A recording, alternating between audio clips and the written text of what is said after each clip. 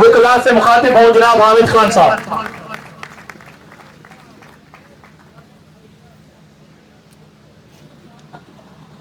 बिस्मिल्लाहिर्रहमानिर्रहीम।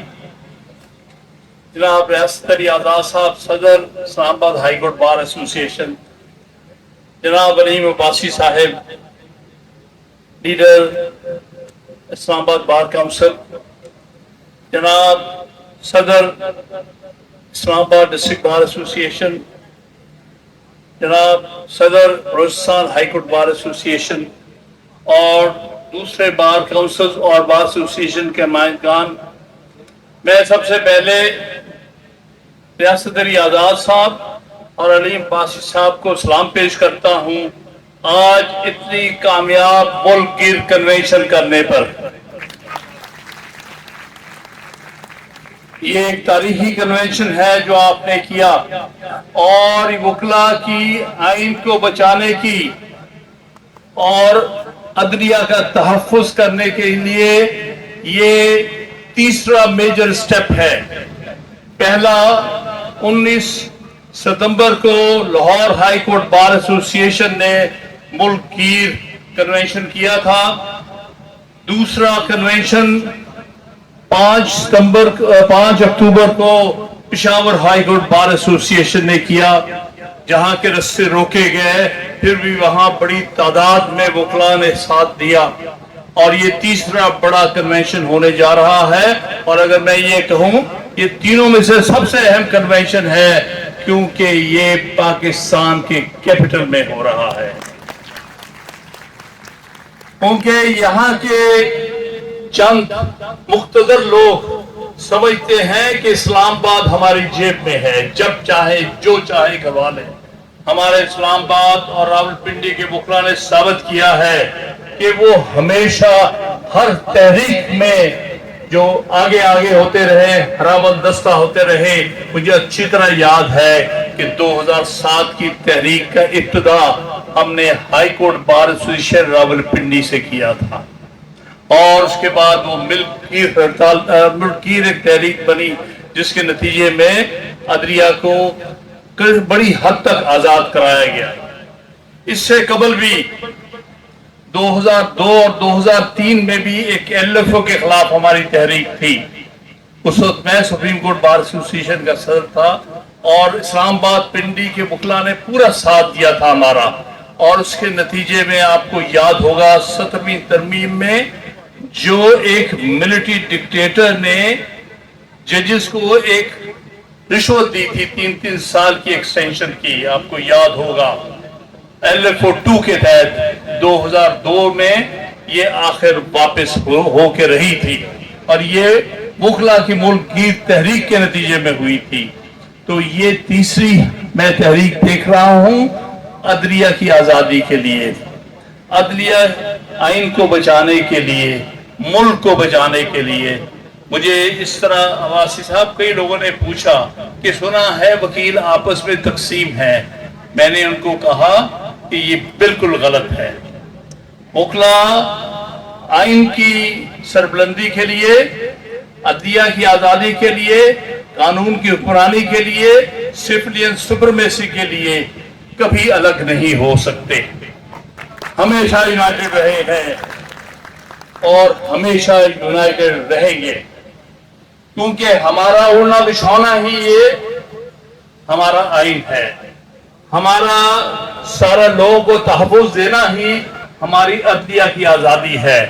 अगर अदलिया आज़ाद नहीं रहती, आइन बरकरार नहीं रहता, तो हम बेमकसद होकर रह जाते। मैंने यही कहा कि यहाँ पर हम सब जो इकट्ठे हैं बतौर वकला के हैं, हमारी कोई पॉलिटिकल पार्टी नहीं यहाँ पर। यहाँ एक ही पॉलिटिकल पार्टी है हमारी, वो ये हमारा काला कोट। हर तहरीक में हमारी एक ही पार्टी होती है, वो काला कोट, जो आइन का तहफ़्फ़ुज़ करता है, जो आइन के लिए हर किस्म की कुर्बानी देता है, जो आइन के साथ खड़ा रहता है, जो अदलिया को आजाद कराने की पूरी कोशिश करता है। ये अलग बात है कि हमारी अदलिया आजाद होने की बजाय बाज़ मुख्तलिफ ताकतों के नीचे लग जाती है, लेकिन हम किसी फर्द के लिए नहीं, हम अदारे के लिए लड़ते हैं, हम अदारे के साथ खड़े हैं। आज जो बात हो रही है कि एक मुतबादल अदालत बनाई जाए, पहली बात तो मैं ये कहूंगा कि इस मुल्क में बदकिस्मती से 77 साल से पॉलिटिकल इंजीनियरिंग हो रही है। हालांकि आप जानते हैं पाकिस्तान बनाने में किसी जर्नैल का कोई हाथ नहीं है, किसी जर्नैल ने पाकिस्तान बनाने में मदद नहीं की थी, बल्कि वो तो जंग लड़ने गए हुए थे अंग्रेजों की। ये हमारे वकील भाई थे, ये हमारा कायद-ए-आज़म मोहम्मद अली जिन्ना था और उसके रुफ़क़ाए कार थे, वो भी वकील थे, जैसे लियाकत अली खान, जैसे सोहरावर्दी, जैसे चुंदरीकर। ये सारे वो लोग थे जो वकला में से थे, जिन्होंने स्टैंड लिया, जिनकी वजह से पाकिस्तान माज़े वजूद में आया। जर्नैलों तुम्हारी वजह से नहीं आया। और दूसरी बात, आप थ्रू आउट इंजीनियरिंग करते रहे, पॉलिटिकल इंजीनियरिंग अपनी मर्जी की। 1970 में जब एक आजाद इलेक्शन हुआ तो फिर जब तुमने पॉलिटिकल इंजीनियरिंग की कोशिश की तो उसके नतीजे में बदकिस्मती से हमारा मुल्क दो लख्त हो गया। इन्होंने आइन के, डेमोक्रेसी के असूलों पर चलते हुए उस पार्टी को इक़्तिदार नहीं दिया जिसने कि फ्री एंड फेयर इलेक्शन जीता था, बल्कि याह्या खान जैसे गद्दार ने मुल्क तोड़ना कबूल किया, लेकिन मुल्क में वोट की इज्जत नहीं की और नुमाइंदों को उसका इक़्तिदार नहीं दिया गया। और जो कुछ हुआ वो हमारे लिए आज काबिल शर्म है। लेकिन अफसोस की बात है, कौमें तजर्बात से सीखती हैं। यहाँ क्या हुआ, हमारे जर्नैलों ने ये समझा कि 1971 में मुल्क दो लख्त हुआ है, हमारी गलती ये थी कि हमने आजाद इलेक्शन करा दिया, हमने फेयर इलेक्शन करा दिया और लोगों ने अपनी मर्जी की वोट डाल दी, ये हमारी गलती थी। ये नहीं समझे कि हमने इक़्तिदार नहीं दिया अपने नुमाइंदगान को, इन्होंने अपनी मर्जी से इसकी इंटरप्रिटेशन कही और फैसला किया कि आज के बाद हम कभी मुल्क में आजाद इलेक्शन और फ्री एंड फेयर इलेक्शन नहीं होने देंगे।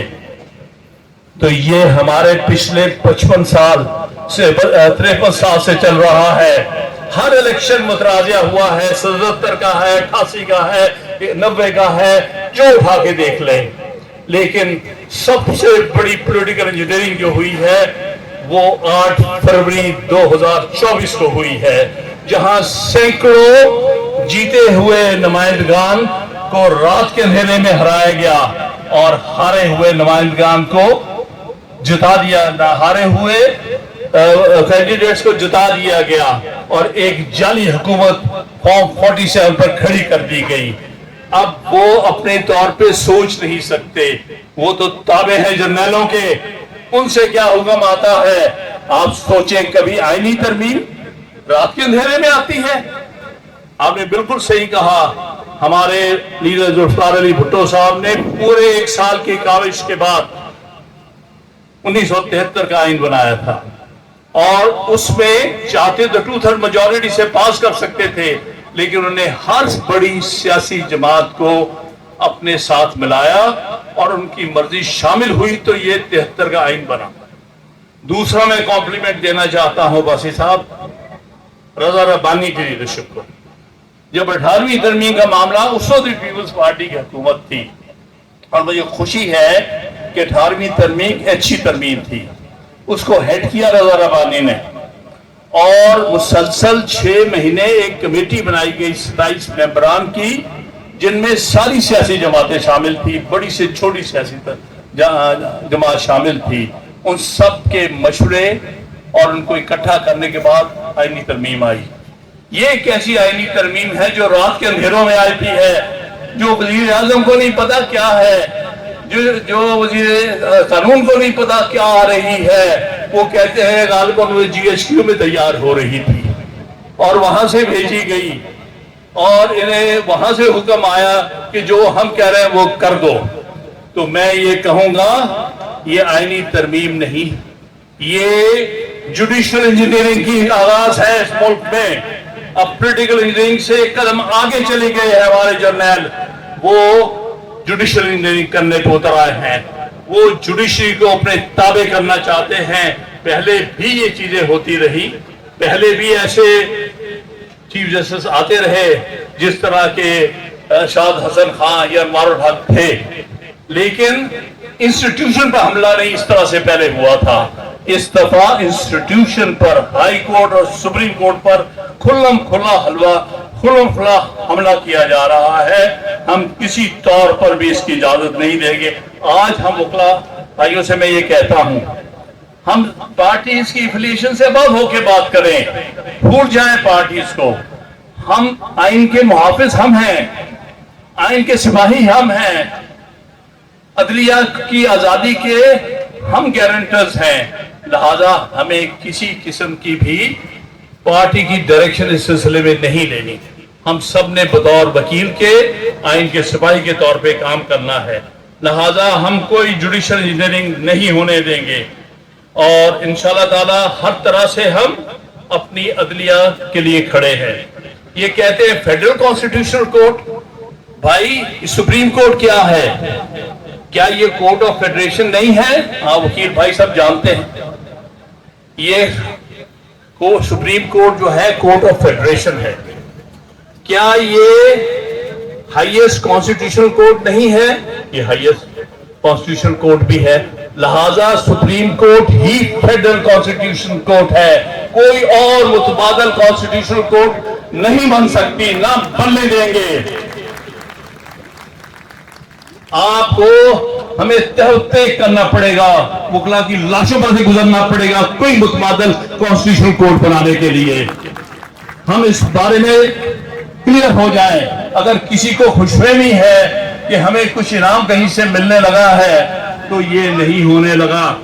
اگر یہ عدالتیں بک گئیں، یہ عدالتیں ڈر گئیں، یہ عدالتیں تحقیق ہو گئیں، جرنیلوں کے تابع ہو گئیں، تو پھر پاکستان میں نہ آئین ہے نہ عدلیہ ہے۔ تو یہ چیز ہمیں کلیئر ہونی چاہیے۔ جو لوگ، اور مجھے فخر ہے بہت سے وکلا نے بڑے اچھے آرٹیکلز لکھے ہیں جس میں انہوں نے بتایا ہے کہ کسی کانسٹیٹیوشنل کورٹ کی ضرورت نہیں ہے، کوئی متبادل عدلیہ کی ضرورت نہیں ہے، کوئی متنازع عدلیہ کی ضرورت نہیں ہے۔ میں اس سلسلے میں آپ سب سے اپیل کروں گا کہ 30 ستمبر کا آرٹیکل جو کہ دا نیوز میں چھپا ہے، صلاح الدین احمد نے، x president Sindh high court bar ایسوسی ایشن، وہ آپ ضرور پڑھیے گا۔ اس میں انہیں جورسپروڈینشلی ثابت کیا ہے کہ سیپریٹ کانسٹیٹیوشنل کورٹس کن ممالک میں ہوتی۔ کوئی ایسے ملک میں جس میں انٹیگریٹڈ نظام ہے، یونیفائڈ نظام ہے، جس طرح پاکستان میں ہے، انڈیا میں ہے، بنگلہ دیش میں ہے، آسٹریلیا میں ہے، کینیڈا میں ہے، وہاں کوئی سیپریٹ کانسٹیٹیوشنل کورٹ نہیں ہوتی۔ وہاں کی سپریم کورٹ ہی فیڈرل کانسٹیٹیوشنل کورٹ ہوتی ہے۔ لہذا جن ممالک میں سیپریٹ کانسٹیٹیوشنل کورٹ ہوتی ہے وہاں یونیفائڈ کورٹ سسٹم نہیں ہوتی، وہاں پر ڈیوائیڈڈ اور پیرلل کورٹ سسٹمز ہوتے ہیں، یہ سول کا، یہ کرمنل کا، یہ ایڈمنسٹریٹو کا، یہ لیبر کا، یہ سوشل کا، یہ کچھ 6 نظام ہوتے ہیں جیسے جرمنی میں ہے، جیسے فرانس میں ہے۔ وہاں پر ایک سیپریٹ کانسٹیٹیوشن کورٹ بنائی جاتی ہے۔ یہ لوگ کس کو بتا رہے ہیں کہ کانسٹیٹیوشنل کورٹ بنے گی جہاں آلریڈی فیڈرل کانسٹیٹیوشنل کورٹ موجود ہے؟ لہٰذا یہ بات میں پھر کہوں گا، اس کو آپ اچھی طرح اسٹڈی کر لیں۔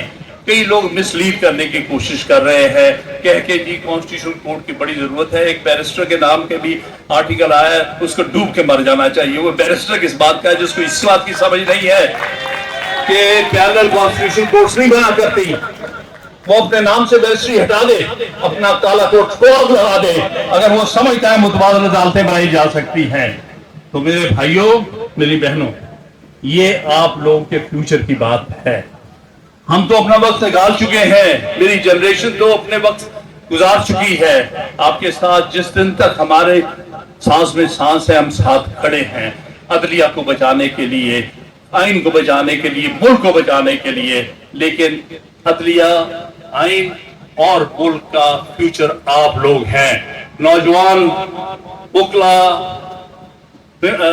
लेडी वकला और सब हैं, आप लोगों ने इसमें सबसे बढ़ चढ़ के हिस्सा लेना है। मैं आप सबसे दूसरी बात, जो जुडिशल कमीशन आर्टिकल 175A के तहत बना, हम उसको रिकॉग्नाइज करते हैं और चीफ जस्टिस का सक्सेशन उसी के मुताबिक होना चाहिए। सीनियर मोस्ट जज ही सुप्रीम कोर्ट का चीफ जस्टिस लगेगा और ये ओवरराइट नहीं हुआ, इसके पीछे आपकी वकला की 50 साल स्ट्रगल है। आइन के तहत हमने बारहा किया, सीनियरिटी के प्रिंसिपल पर मर्जी से नीचे से उठा के किसी को जज मत लगाओ, जब भी लगाओगे बड़ी तबाही होती है। आपने खुद देखा, मेरे साथ के लोग जानते हैं और वो मेरे साथ सीनियर लोग हैं, 1994 में ये गलती मैडम बेनजीर भुट्टो ने की और साथ सऊजान सीनियर जज था सुप्रीम कोर्ट का, उसको नजरअंदाज करके चौथे नंबर से उठाया सजाद अली शाह को। उसके बाद जो अदलिया की तबाही हुई है वो हम सब ने अपनी आंखों से देखी। इस कदर डिवाइडेड 1997 में मैं उन चंद लोगों में से था जो इनके आपस में इत्तेफाक करने के लिए आए थे। जो हमने सीन देखे हैं, खुदा करे फिर हमें ये सीन ना देखने पड़े। आप लोग इससे रोक लें और इसीलिए हमने तब कहा कि एक ही प्रिंसिपल पर चीफ जस्टिस की तकर्री होगी, चाहे सुप्रीम कोर्ट का हो चाहे हाई कोर्ट का हो, सीनियरिटी और सिर्फ सीनियरिटी, ताकि आपस में कोई झगड़ा ना पड़े। आज चंद एक सुप्रीम कोर्ट के जज, चंद है, मुझे खुशी है कि मेजॉरिटी सुप्रीम कोर्ट आज सही जगह खड़ी है। ये चंद एक लोग है, एक काजी जो काजी कहलाने के काबिल नहीं है, शर्मनाक बात है वो अपने आप को काजी कहता है। मैं अपना भी गुनाह मानता हूं, मैंने उसका पूरा साथ दिया। उस वक्त मेरा ये ख्याल था कि ये इंडिपेंडेंट जज है, ये अपराइट जज है। मैंने अपनी पार्टी को रिफाई किया, मैंने इमरान खान से लड़ाई लड़ा कि नहीं ये गलत कर रहे हो, रेफरेंस भेज एक एजाज जज के खिलाफ। मुझे नहीं पता था ये बाद में बिकाऊ माल हो, ये इस तरह से तबाह होगा, ये मुल्क को तबाह करने की कोशिश करेगा, ये अदलिया को तबाह करेगा अंदर से। मैं तारीख के किसी हद तक मैं भी जिम्मेदार हूं इस किस्म के आदमी का साथ देने के लिए, लेकिन मुझे खुदा नहीं मालूम था कि कल को ये किस तरह बिकेगा, किस तरह अपने कॉन्शियस का सौदा करेगा, किस तरह प्रमोट करेगा फ्लोर क्रॉसिंग को। 63A का क्या जरूरत थी इस केस सुनने की? 2 साल से पड़ा था रिव्यू पिटीशन। तुम तो जाने वाले हो 15 दिन में, तुम जाओ घर अपने, अगला चीफ जस्टिस आएगा खुद लगाएगा वो केस। इसलिए कि तुम्हें एक जल्दी पड़ी है, या तुम्हारी उम्र का इजाफा हो जाए या तुम्हें जो नई जाली कोर्ट बन रही उसके ऊपर बैठा दिया जाए, ताकि तुम अदलिया को चलने ना दो, आइन को चलने ना दो। भूल जाओ तुम जैसे बड़े आए और चले गए। आज किसी को शाद हसन खान याद है? आज किसी को शेख रियाज याद है? किसी को नहीं, कोई उसकी शक्ल भी नहीं पहचानता। काजी तुम्हारे साथ भी यही होने वाला है। कुछ सालों बाद तुम अपने चेहरा नहीं दिखा सकोगे, बल्कि फौरी तौर पर रिटायर होने के बाद चेहरा नहीं दिखा सकोगे। तो मेरे भाइयों, ये हम लोगों ने यूनिटी के साथ ये जंग लड़नी है और ये तहरीक चलानी है, और उस वक्त तक जब तक कि ये जाली आईनी पैकेज जिसका मकसद अदलिया की तबाही है ये वापस नहीं हो जाता। मैं उन दोस्तों से भी, उनसे भी जो किसी भी पार्टी में है, अगर वकील हैं और पार्लियामेंट है में है, तो मैं उनसे अपील करता हूं, मैं कर भी चुका हूं कि भाई तुम वकील होकर आइन के मुहाफिज हो, तुम पार्टी के मुलाजिम नहीं हो, तुम आइन के वजह से इस जगह बैठे हो मैंने बन के या सेनेटर बन के। अब गद्दारी करोगे अपने आइन के साथ करोगे। इसलिए मैं ये समझता हूं जिस किसी पार्लियामेंटेरियन ने इस आईनी पैकेज का वोट दिया उसने आइन के साथ खुल्लम खुल्ला गद्दारी की होगी। वो आर्टिकल 6 के तहत सबवर्शन ऑफ कॉन्स्टिट्यूशन का मुल्जिम होगा। اور اس کے خلاف آرٹیکل 6 کا مقدمہ چلنا چاہیے کہ اس نے پارلیمنٹ میں بیٹھ کر آئین کو سبورٹ کیا ہے۔ میں پھر بھی ان کو کہتا ہوں کہ وکیلوں کا ساتھ دو، وکیلوں کی سوچ کا ساتھ دو، آئین کا ساتھ دو، عدلیہ کی آزادی کا ساتھ دو، پاکستان کو، پاکستان کی فیڈریشن کو بچانے کا ساتھ دو، نہ کہ اپنے آپ کو نمبرز میں تبدیل کر دو، اتنے نمبر ہو گئے، اتنے نمبر کم ہو گئے، اتنے کو اٹھا لیا، اتنے کو لالچ دے دیا۔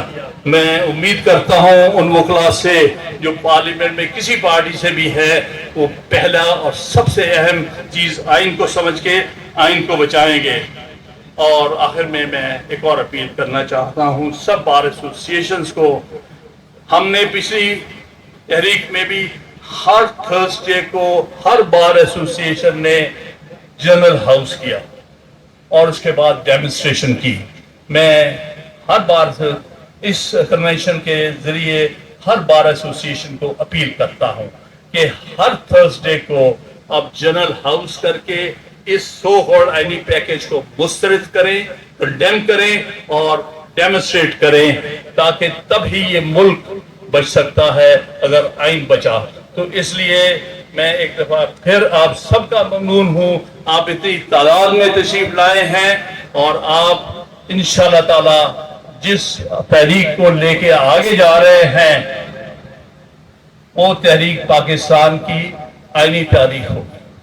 اور سب سے بڑی بات یہ ہے کہ اس وقت ملک کو جس حالت میں پہنچا دیا ہے ان مخصوص قوتوں نے، ان سے آئین کو بچانے کی، چھڑوانے کی ایک بڑی اہم تحریک ہوگی۔ اور اس بارے میں اسلام آباد ہائی کورٹ کو بھی، سوائے جو چیف ہے اس کے بارے میں ہمیں بڑے تحفظات ہیں، باقی سپریم کورٹ جو اسلام آباد ہائی کورٹ ہے اس نے بڑی کرج کا مظاہرہ کیا ہے، ان کو میں سلام پیش کرتا ہوں۔